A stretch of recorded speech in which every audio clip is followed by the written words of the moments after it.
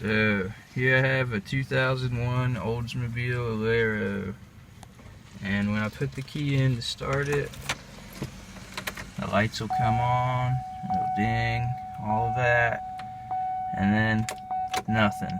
Turn the key, nothing.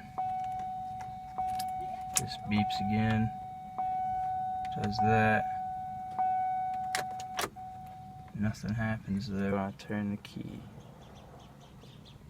So I was wondering if anyone has any ideas on this, because eventually if I turn the key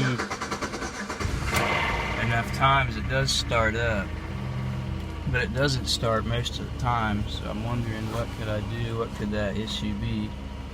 Thanks for anyone who's got an idea. It has a brand new battery in it, so that's not the problem. I just put this in, the engine works good, as you can see, it just started up. A lot of times it won't. It usually has a lot of problems like that. I turn the key a lot of times. Thanks for any input, I really appreciate it, everybody. Have a great day, stay safe during these crazy times. Peace out.